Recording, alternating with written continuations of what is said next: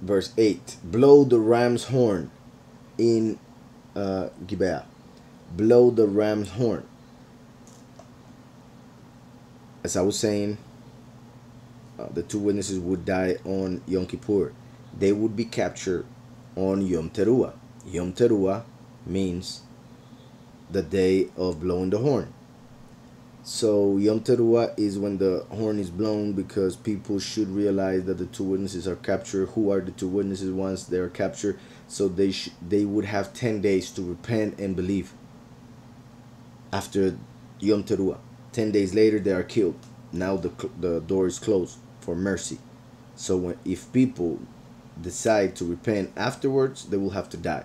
If they repent before and act as they are told by the two witnesses, of course, they will be transformed with the chosen few. They would be part of the 144,000. So the fact that it says blow the ram's horn right after the 30 days that it mentioned pretty much confirms that those 30 days start on the 7th month, which is the month which starts with blowing the horn.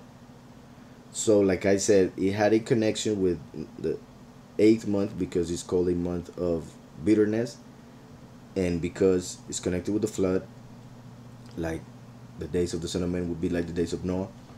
So when the Son of Man goes away, the flood of the many will come. So it's also connected with the 8th month because of the fact that it extends from the 15th of the 7th to the 15th of the 8th. That would be 30 days. Yet it all starts on the 7th, which starts with the blowing of horns. So the fact that it says that there pretty much confirms the fact that the second Exodus will be during the 7th month. Blow the ram's horn. And also, just in case there's any misunderstanding here, in Yom Teruah there are 4 types of blowing of the horn, or ways of blowing the horn. 4 sounds that are given, which represent many things, but one of them represents the 4 feasts that are left. So Yom Teruah, a person blows the horn 4 times to represent Yom Teruah, Yom Kippur, Sukkot, and Shemini Atzeret. So the last blowing of the horn represents the last feast, which would be the Last Trumpet, which will be when the chosen few are gathered, which is on the 22nd of the 7th month. So the blowing of the horns of the first day of the 7th month represents the 4 feasts. So verse 8 says, blow the ram's horn in Gibeah, the trumpet in Ramah. Cry aloud at Beth-aven. Look behind you, O Benjamin. Look how it says 4 things before verse 9, which I'll read it in just a moment. But like I said, there are 4 ways of blowing the horn on the first day, which represent the 4 feasts of the 7th month. Blow the ram's horn in Gibeah, as in Yom Teruah, when the chosen are, when the 2 witnesses are captured. And blow the shofar in Gibeah. Gibeah means a hill. So blow the shofar on a hill, like on the king, like within the kingdom of Yahweh, which is represented by a mountain, and also on a high place, so that more people will listen, will hear it, of course. Then it says the trumpet in Ramah, which means a hill also, a high place. Just like the 2 witnesses who are as watchtowers, high places spiritually, will be captured on Yom Teruah and then will be killed on Yom Kippur. So blow the shofar, blow the trumpet on Gibeah, on Ramah.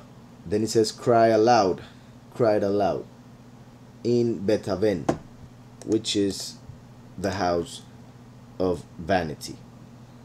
The house of vanity, which is a representation of the false congregation called the church, which is a house of vanity, not a house of Yahweh, not a house of Elohim, not Bethel, is Beth-aven.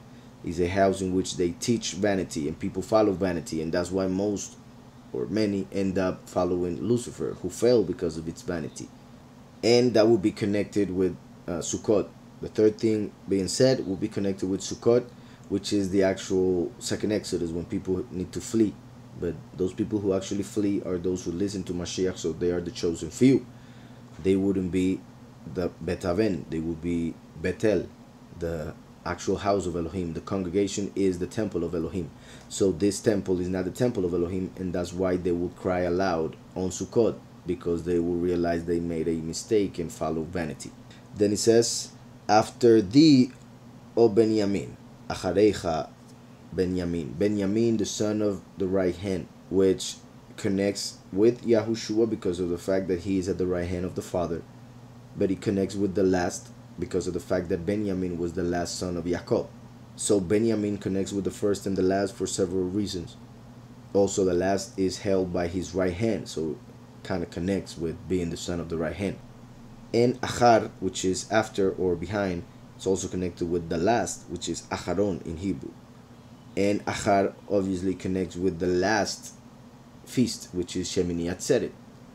The last feast, Achar, the last son, Benjamin, which are the chosen few represented by Benjamin, who are gathered in Shemini Atzeret by the last, who is like the back of Yahweh, Achar, as we see in Exodus 33.